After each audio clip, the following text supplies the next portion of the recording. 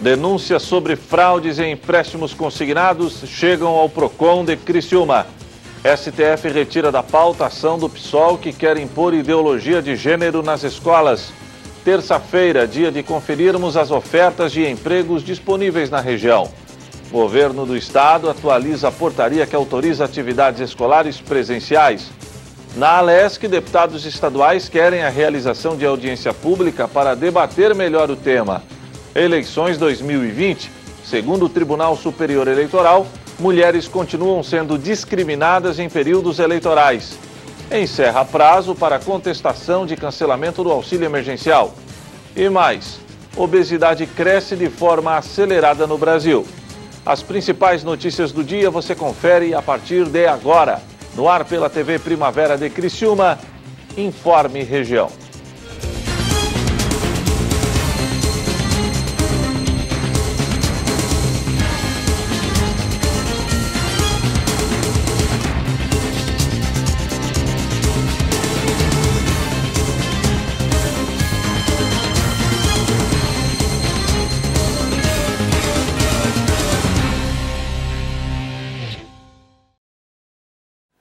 Hoje é terça-feira, dia 10 de novembro do ano de 2020. A você que sintoniza a programação da TV Primavera de Criciúma, muito boa tarde.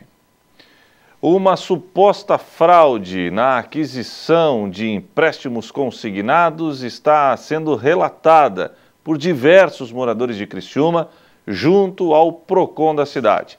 Fui pessoalmente até a sede da instituição conversar com o coordenador do PROCON para buscar mais informações. Acompanhe.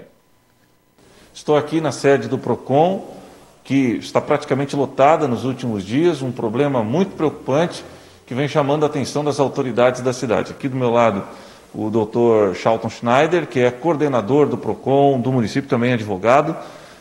Doutor, primeiramente uma situação preocupante e eu gostaria que o senhor explicasse o que estaria acontecendo aqui na cidade de Criciúma.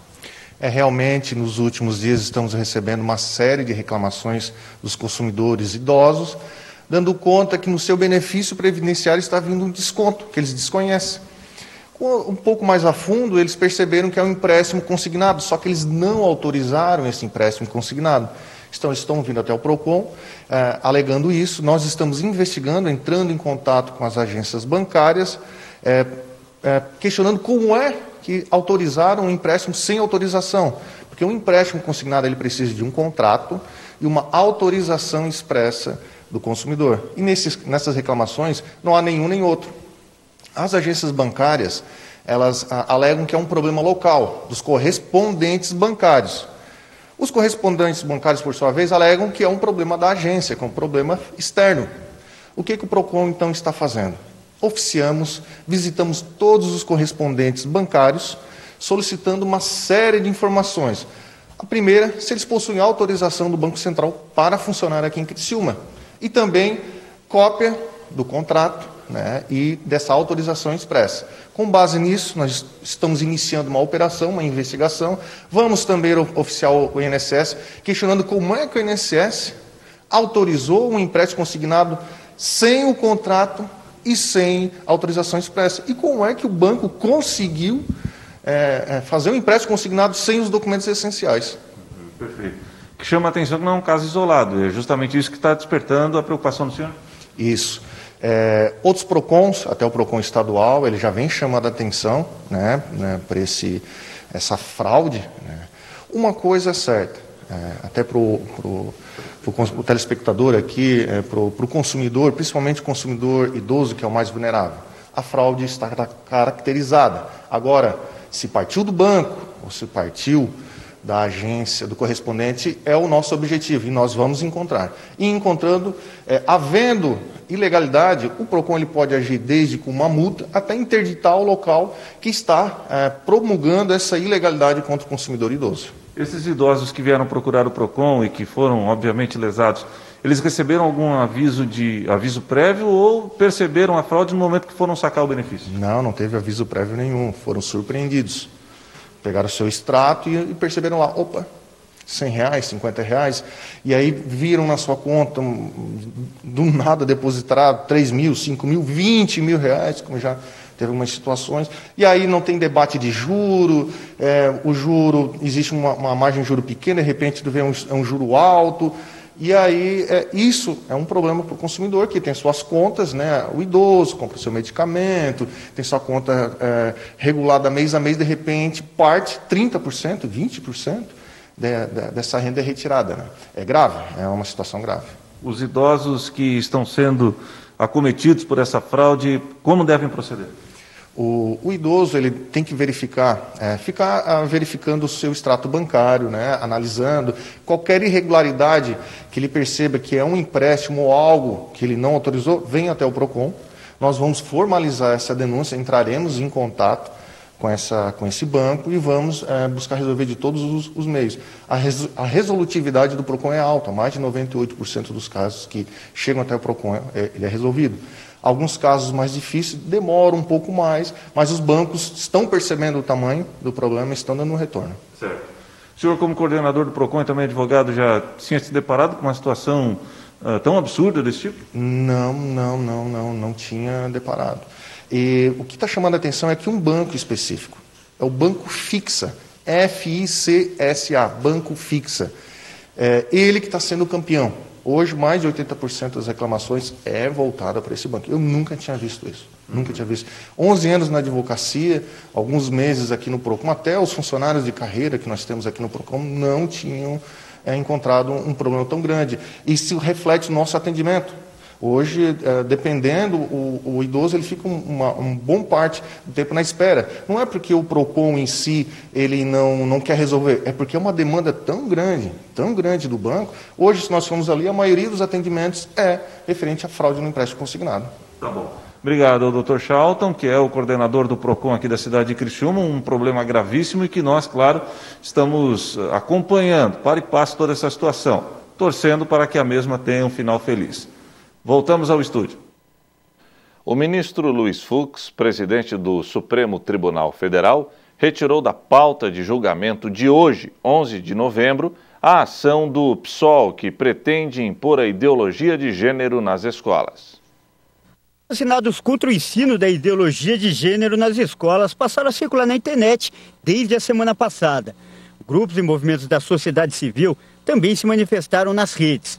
Um deles foi o Movimento Parlatório Livre, que defende a valorização da cidadania. Eles negam a ciência, negam a própria biologia e querem transferir para as nossas crianças, que são paredes em branco, eles querem começar a pintar esse absurdo que é transvestir as nossas crianças e, de vez de gerar nelas um crescimento psíquico, trazem para elas uma confusão. Você imagina que eles dizem que uma criança de 5, 6 anos é capaz de opinar a troca de sexo.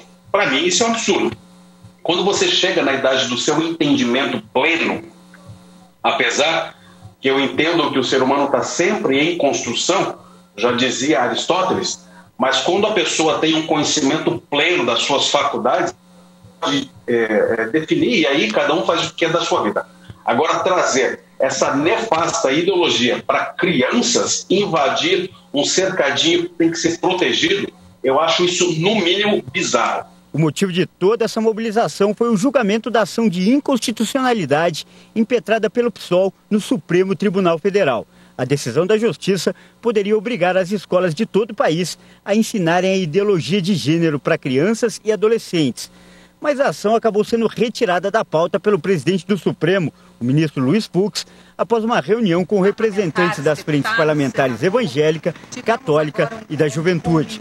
Pedimos ao ministro para retirar de pauta, ele ouviu nossos argumentos e já retirou de pauta.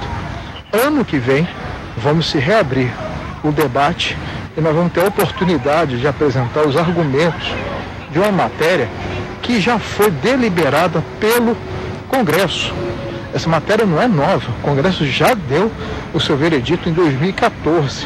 Hoje faz parte do Plano Nacional de Educação, que não pode ter esse tipo de iniciativa nas escolas. Quando nós recebemos a notícia que o ministro Fux, o presidente hoje do STF, retirou de pauta, nós temos que aplaudir aqueles deputados da bancada cristã que se posicionaram e a sensibilidade do presidente do STF em retirar esse assunto que é nocivo, repito, à sociedade brasileira. A polêmica envolvendo a ideologia de gênero começou em 2012, quando foi votado o Plano Nacional de Educação. A matéria não foi aprovada pela maioria dos deputados no currículo escolar. O PSOL não aceitou a decisão. Nos anos seguintes, o partido tentou incluir a disciplina nos planos estaduais e municipais, mas sem sucesso. E então decidiu entrar com uma ação de inconstitucionalidade. No texto, o PSOL pede que as escolas sejam obrigadas a coibir discriminações por gênero e orientação sexual, e também respeitar a identidade das crianças e adolescentes LGBT. E a decisão sobre a ideologia de gênero foi adiada, mas não foi finalizada. Na reunião que teve com os parlamentares, o presidente do STF afirmou que pretende promover um amplo debate sobre o tema no próximo ano, antes que a ação volte para a pauta de julgamento. Por outro lado, juristas conceituados acreditam que não cabe à Justiça definir essa questão. Não cabe ao Supremo Tribunal tal votação. Por que não lhe cabe isso? Porque o Congresso Nacional é a casa de leis. E o Congresso Nacional pautou e votou o plano, ouvindo o povo que se manifestou fortemente, claramente, durante 1 ano e meio no Congresso Nacional. Não só ali nas comissões, no plenário, mas através de ligações, de e-mails. Muita gente. Foi uma movimentação histórica no Brasil em 2014. Isso era comentário geral dos deputados, que vinham milhares de pessoas solicitando que se tirasse a política de gênero, e cada qual, pessoas, pais de família, de todas as partes do Brasil. Educadores e psicólogos também se posicionaram contrários a propostas para que a ideologia de gênero seja ensinada nas escolas. Essa psicóloga afirma que a criança ainda está em fase de formação do caráter e, por isso, não considera apropriado que esse tipo de ensinamento seja feito em sala de aula. Se você pegar uma criança, ela não tem a personalidade formada ainda. Então, você dá informações que são muito contraditórias do que elas têm em casa, isso pode bagunçar bastante a cabeça delas e ter problemas, inclusive, psicológicos posteriores por isso. Então, é importante que a gente respeite também a religião de cada um, as crenças de cada família, e sem fazer disso, colocar as crianças no meio de uma guerra ideológica, sabe? Porque senão quem vai ser mais prejudicado serão as crianças. A seguir, Governo do Estado atualiza a portaria que autoriza atividades escolares presenciais.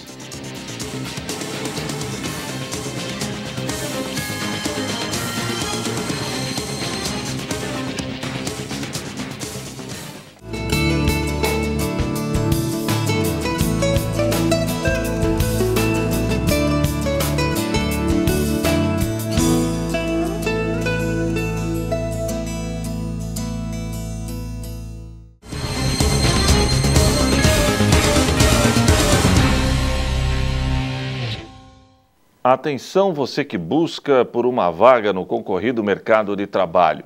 Terça-feira é dia de conferirmos as ofertas de empregos disponíveis na região. Vendedor para a loja de materiais de construção, consultora de vendas, estoquista, almoxarife, estudante de motorista, operador de caixa, auxiliar administrativo, comprador, motorista de caminhão, estoquista, auxiliar em informática, vendedor de publicidade, marketing para shopping center, lavador de carros, serviços gerais, auxiliar de cozinha, motorista de caminhão betoneira, consultor de vendas, marketing e publicidade, auxiliar de departamento fiscal, assistente de comércio exterior, serralheiro, operador de impressora digital, auxiliar de ensino, atendente, negociador, professor de inglês, recuperador de crédito, back-office, mecânico, auxiliar de mecânico automotivo, costureira, vendedor externo, analista de processos e negócios, passadeira, técnico em eletrônica, confeiteira com experiência, auxiliar de cozinha. Interessados devem buscar mais informações no site da Associação Comercial e Industrial de Criciúma, ASIC, acicri.com.br, na aba Banco de Talentos. O governo do estado atualizou a portaria que autoriza atividades escolares presenciais. Confira. está autorizado o retorno presencial às atividades escolares nas regiões com classificação grave, cor laranja, de risco potencial para a Covid-19 em Santa Catarina. A decisão foi anunciada pela governadora Daniela Rainer em reunião a partir de avaliações e estudos realizados pelo Comitê Estratégico que discute as ações da educação no período da pandemia. A volta dos alunos às escolas será gradual, respeitando os protocolos sanitários, as avaliações por parte dos municípios, das escolas e a liberdade de escolha dos pais, que poderão continuar com o modelo remoto implantado desde março. A governadora Daniela Rainer enalteceu o trabalho do Comitê Estratégico, que, segundo ela, é a base para uma retomada segura das atividades nas escolas de Santa Catarina. O comitê está à frente de todas as ações, promovendo a mobilização para manter o acesso dos estudantes às atividades impressas e remotas e no trabalho para organizar a volta dos alunos às escolas. Todos os municípios são contemplados com as ações e informações que orientam o setor. O retorno se dá por meio de uma atualização no regramento do governo do estado para a retomada de atividades escolares presenciais da educação básica em Santa Catarina, válida para as redes públicas e a particular. As escolas poderão retomar o ensino presencial mediante a condição de risco grave, representada pela cor laranja na matriz de avaliação de risco potencial da Covid-19. Nas regiões de saúde que apresentarem risco potencial gravíssimo, representado pela cor vermelha, os estabelecimentos de ensino poderão desenvolver atividades de reforço pedagógico individualizado, desde que tenham os planos de contingência homologados, conforme determina a Portaria Conjunta de 25 de setembro de 2020. A atualização proposta pelo governo altera a redação dos artigos 1º e 2º da Portaria Conjunta número 778, de 6 de outubro de 2020, reduzindo as restrições emitidas pelo Estado, dada a consolidação dos comitês municipais de gerenciamento da pandemia da Covid-19 e amplia a autonomia dos municípios que atuam de acordo com a realidade apresentada pelo monitoramento local. A retomada do ensino presencial nas regiões em laranja altera o texto da portaria número 778 em vigor, que determinava que as atividades presenciais só poderiam retornar em regiões que se encontram com risco moderado, cor azul, ou alto, cor amarela na matriz, passando a contemplar também o risco grave, laranja. A região da ANREC atualmente se enquadra na cor amarela, que significa risco alto. As alterações já estão em vigor conforme as portarias publicadas na edição do Diário Oficial do Estado. Pois é, mas os deputados estaduais querem a realização de uma audiência pública para tratar melhor do tema volta às aulas. Acompanhe. Os deputados membros da Comissão de Direitos Humanos aprovaram um requerimento de autoria do deputado Bruno Souza, solicitando a realização de uma audiência pública para discutir o retorno das atividades escolares em Santa Catarina. A data ainda não foi definida. Momento oportuno de nós fazermos esse debate na casa, justamente para verificar a quantas anda a volta às aulas, ainda mais agora em uma situação em que, ao que parece, o governo do estado liberou, deu a prerrogativa para que os municípios criassem os comitês, mas até o momento, segundo dados do Tribunal de Contas do Estado, cerca de 20 cidades só conseguiram organizar esses comitês para então acontecer a volta à aula. Independente do posicionamento de cada um sobre o tema, é um tema essencial, é uma discussão que me parece essencial, já que é a educação dos nossos jovens. Então, faço esse requerimento à comissão para que nós possamos fazer esse debate amplo e a Casa do Povo Catarinense é o foro adequado para fazer esse tipo de debate democrático e público. Também foi aprovado o projeto de autoria da deputada Marlene Fengler, que altera uma lei de 2007, que autoriza o regime especial de atendimento para fins de renda e emprego para as mulheres vítimas de violência conjugal. O objetivo da alteração é ampliar o alcance da assistência especial, permitindo atender todas as vítimas de violência doméstica e familiar, e não apenas as que sofreram maus tratos cometidos por maridos ou companheiros.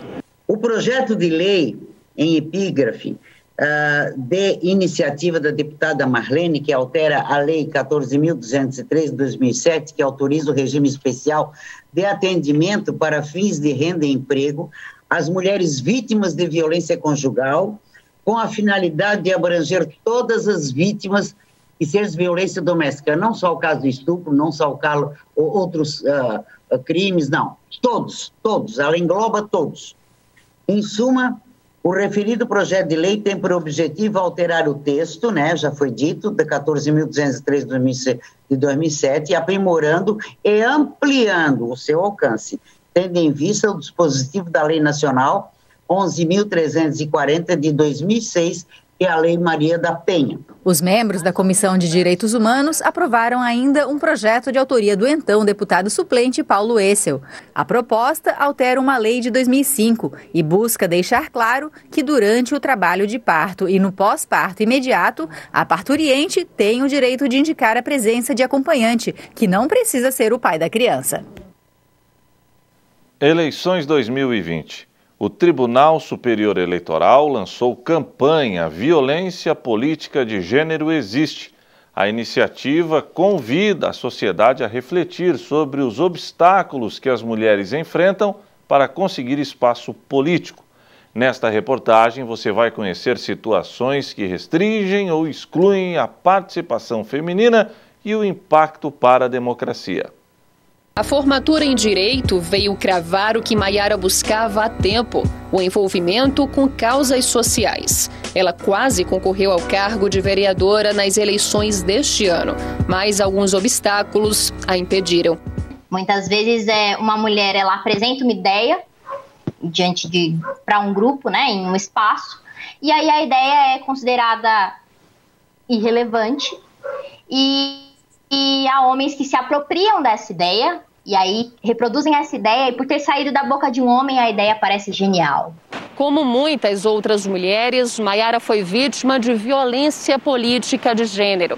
Ela se manifesta por meio de atitudes que excluem a mulher do espaço político, impedem ou restringem o acesso dela a algum local, ou mesmo que a induzem a tomar alguma decisão contrária à vontade dela.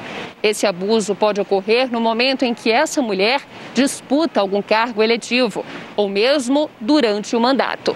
Uma pesquisa da União Interparlamentar, Organização Internacional dos Parlamentos dos Estados Soberanos, mostra que das 55 deputadas entrevistadas em 39 países, mais de 25% já passaram por alguma situação de violência física no ambiente parlamentar. Aproximadamente 40% disseram que a violência atrapalhou a agenda legislativa. A gente precisa partir de um pressuposto e entender que a gente não está numa sociedade igualitária e que não existe neutralidade entre os gêneros, né? O mundo ele é um mundo feito por e para os homens. O Poder Judiciário já tomou algumas iniciativas para promover uma maior participação da mulher na política. Entre elas, a determinação de que as legendas devem destinar, no mínimo, 30% do montante do Fundo Especial de Financiamento de Campanha para candidatas. As mulheres candidatas que eram em grande medida invisibilizadas passam a ter um espaço maior. Também como forma de alertar as vítimas sobre esse tipo de violência e mudar o cenário, o Tribunal Superior Eleitoral, em parceria com a Transparência Eleitoral Brasil, lançou a campanha Violência Política contra as Mulheres Existe. A Câmara dos Deputados é outra instituição que possui uma campanha para abordar o assunto e incentivar denúncias. O órgão tem mulheres à frente de apenas 4 das 25 comissões permanentes. Para as eleições municipais, dos mais de 550 mil candidatos, somente cerca de 33% são mulheres. Um número que ainda é pequeno, mas que vem aumentando discretamente. Uma outra iniciativa que pode ajudar esse cenário a se transformar são as mulheres se unirem mais e construírem uma rede de apoio para elas mesmas. Só assim que a gente vai conseguir mudar, né, esse cenário patriarcal e machista que a gente vê hoje. A seguir, obesidade cresce de forma acelerada no Brasil.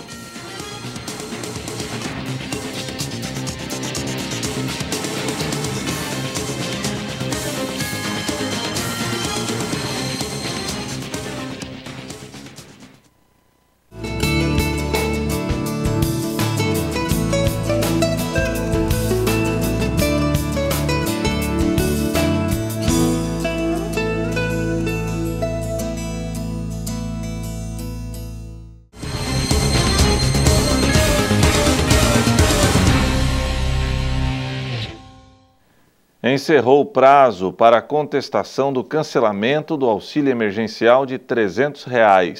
Porém, ainda há tempo para quem deseja contestar o cancelamento em outras modalidades. Beneficiários devem fazer a contestação pelo site da Dataprev. Os beneficiários do auxílio emergencial que, após receber as 5 parcelas previstas originalmente, não conseguiram o benefício residual com parcelas de R$ 300, podiam contestar a decisão do governo até a última segunda-feira. Já os beneficiários que receberam uma ou mais parcelas da extensão do auxílio e tiveram o benefício cancelado, podem contestar até a próxima quarta-feira, dia 11. O público do programa Bolsa Família que recebeu a extensão, mas teve o pagamento cancelado, poderá fazer a contestação no período de 22 de novembro a 2 de dezembro. Segundo o Ministério da Cidadania, a solicitação deve ser feita sempre por meio do site da Dataprev.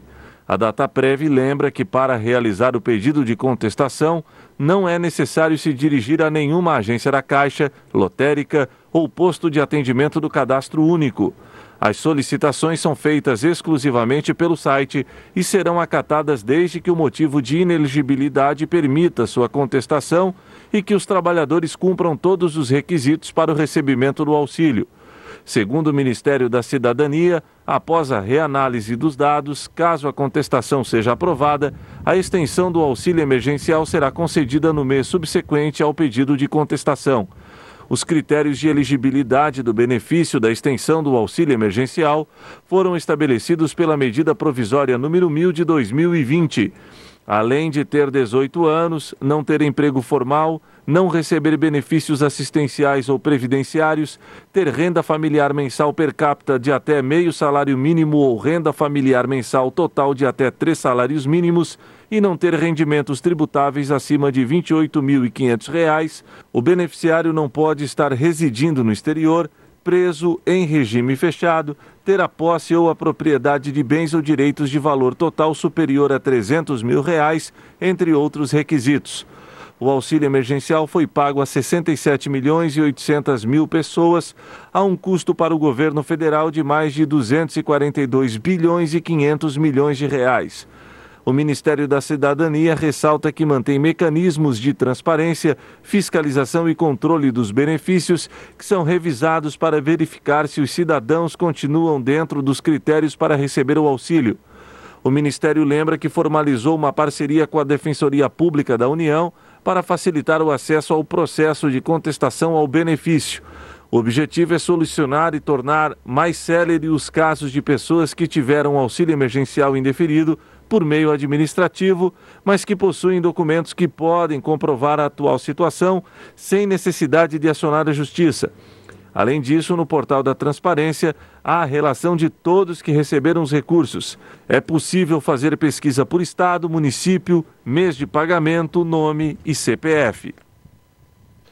Obesidade cresce de forma acelerada no Brasil. 1 em cada 5 brasileiros está acima do peso. O dado representa um aumento de 68% de 2006 a 2018, conforme pesquisa do Ministério da Saúde realizada há 2 anos. Por muitos anos, o Kleber lutou contra a balança. Chegou a pesar mais de 140 quilos e a ser classificado com obesidade mórbida, que é o excesso de gordura no corpo. Com o peso, também vieram os problemas de saúde. Hipertensão e apneia do sono, que era, na verdade, o meu maior problema em relação ao meu dia a dia, visto que eu acordava exausto. Então eu começava todas as manhãs com exaustão por conta de uma noite mal dormida. Depois de tentar emagrecer por diversos métodos, mas sem sucesso, ele conta que só conseguiu eliminar 59 quilos com a cirurgia bariátrica. O procedimento não devolveu só a qualidade de vida, mas também a saúde. Não tenho mais hipertensão, eu já não tinha diabetes, mas hoje o meu nível glicêmico é muito abaixo do que era.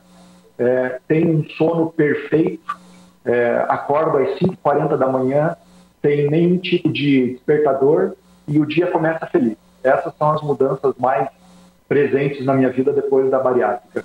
Segundo um balanço feito pela Sociedade de Cirurgia Bariátrica, entre 2013 e 2018, o número de cirurgias no Brasil aumentou quase 85%. O cálculo da obesidade é sempre feito através do índice de massa corporal, que é o peso dividido pela altura ao quadrado, onde as pessoas acima de 35 e 40 de índice de massa corporal, elas são consideradas obesas graves. Então, são pessoas que têm 30, 35, 40 quilos. Todas as pessoas conseguem emagrecer, mas só apenas 5% conseguem manter-se com peso adequado por mais de 4, 5 ou 10 anos, né? A gente não fala em cura da obesidade, a gente fala em tratar de uma forma efetiva. Por outro lado, a cirurgia bariátrica, ela tem um índice de sucesso mais do que 75% a 80%. Para a Organização Mundial de Saúde, a obesidade é um dos mais graves problemas que temos para enfrentar. Em 2025, a estimativa é que mais de 2 bilhões de adultos em todo o mundo estejam acima do peso, sendo 700 milhões de indivíduos com obesidade. No Brasil, a obesidade aumentou quase 70% nos últimos 13 anos. A maior taxa de crescimento foi entre adultos de 25 a 44 anos. E as mulheres se sobressaem aos homens quando o assunto é excesso de peso. Normalmente a proporção está de 3 para 1, ou seja, quando a gente encontra 3 mulheres obesas, a gente acha um homem obeso. Isso tem questões hormonais e questões sociais, né? Por quê? Porque o homem, normalmente, ele está alocado em trabalhos mais braçais, mais físicos, então existe um gasto calórico no sexo masculino maior do que na mulher, né? Isso aí tem mudado e está mudando, né? Outra questão é a questão hormonal. As mulheres, elas têm uma taxa de gordura na composição corporal maior do que o homem. A obesidade é fator de risco para uma série de doenças. O obeso está mais propenso, por exemplo, a desenvolver doenças como hipertensão, problemas cardiovasculares e diabetes. Segundo o especialista, muitos fatores contribuem para o excesso de peso, entre eles os alimentos nada saudáveis, como os industrializados e fast foods. Infelizmente, a gente tem copiado o padrão alimentar dos Estados Unidos, onde a obesidade lá atinge mais do que 50% da população, né? E na luta contra essa doença grave, o médico defende uma mudança urgente nos hábitos alimentares e que deve começar lá na infância. E depende de uma educação desde a infância. E tem dados que, quando a criança entra na puberdade obesa, ela tem cerca de 80% de chance de ser um adulto obeso também. Então, a gente sempre tem que corrigir a questão de peso na primeira infância, até os 7, 8 anos de idade da criança. E o Informe Região desta terça-feira fica por aqui. Voltarei amanhã, se Deus assim permitir. Para você, uma boa noite.